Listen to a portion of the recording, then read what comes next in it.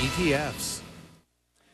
Okay, a few minutes more on cash with Ross Healy, Barry Schwartz, and David Burrows. You know, I had J.F. Tardif, who retired at the tender age of 40 from Sprott a couple of years ago. He was on last Monday, and just in his own personal account, that's all he manages now, 75% cash. Well, we're 50% cash. You're 50? Yes, right now, and very happy, frankly, to be there. And we've actually had a really, really good year against the market, because our accounts are about flat. And you're just waiting for things that I'm just waiting see. for things to come along that I think represent really compelling, cheap value, like rock bottom kind of stuff. And they do. Even in that Japanese market that I talked about, there were tremendous opportunities that came along. And when I say trading, I don't mean day trading. Barry, believe me, I was not trying to say that at all. But I mean that you kind of pick your spots. You get nice gains, but you don't overstay, and you don't say, well, I'm going to just tuck that away and forget about it. I don't think you can forget about stocks these days. What do you think, Barry, of 75% cash? I think it may make sense for a hedge fund manager cashed out with millions of dollars. That might make sense for his portfolio. For most of us, we're retired or getting retired. We need the income flow from our portfolios. We can't be sitting on 75% of something earning nothing. The only guarantee of cash is that it's going to earn you nothing. You're going to lose purchasing power over time. And yeah, you can wait for the opportunity. You might be waiting for the rest of your life. I don't let the market tell me how to invest. I figure out values, then I sell when appropriate. I don't sell when the market's going down or when the market's going up. I sell when my company's hit fair value or when it's become overvalued. And I can only do that by researching and spending time figuring out what good quality stocks to buy, hold, and sell. Whatever the market tells me, I don't care.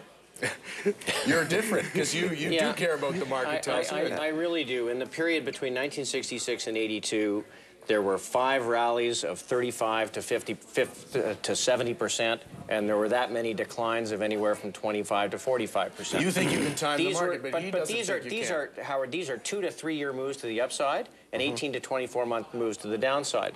You can definitely, you can't protect the first month, but you can protect month 3, 4, and 5, or you wind up in a waterfall event. So you can time the trend. So I will say, as we talked about over the summer, we had a very heavy cash weight. We were 70% cash as of last Monday. We believe we saw a significant shift last week. We put our money to work. We have probably only 5% cash at this point.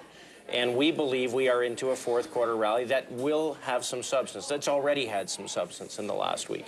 So we'll see, right? Now, we run stops on our positions. If it runs out of gas and it pulls back, we get stopped out. That is what it is, right? But I believe the only way to make money in the kind of environment that we're in is to be tactical. The buy and hold is not working. What about this question, just in the last minute and a half?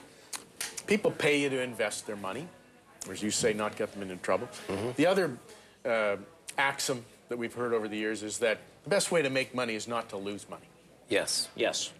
Agreed. We're 100% on that one. Yeah. I think David and I for one. Okay, are you on that one? I agree completely. Yeah. That's why. How much cash do you have? 3-5%. That's just normal. It's normal cash, dividends, and interest coming in. Sometimes we trim stocks when they get expensive. Absolutely. And to be defensive, buy good quality defensive stocks, dividends, good balance sheets. You'll be fine. Don't lose money for them. Private investors pay you to make sure the little pile of capital they've spent their life building is going to be there tomorrow. They want a return, but it's really, how much can you make me above zero? And I think that really the only way to do that is to manage exposure based on market conditions. What's the most cash you've ever had in a portfolio? Probably in 2008, we were probably 80% in cash. Yeah. Pre-Lehman? Oh, yeah. No, I was really, really nervous in 2008 that there was going to be a market collapse. I mean, like we could see it coming. And so we stepped out of the way. So being 50% is rather sort of risky, frisky for me right now. Frisky guy here. We'll leave it on the frisky guy. Thanks a lot, guys, all three of you, for coming in today. We appreciate it. Ross Healy, Barry Schwartz, and David Burrows. That's it for Headline. If you missed any of today's show, catch it online at bnn.ca. Any comments, please send us an email at headline@bnn.ca. And if you like, you can check out my Twitter page. You can find me at Howard Green BNN to see my tweets and updates about the show. Thanks for watching. We'll see you tomorrow.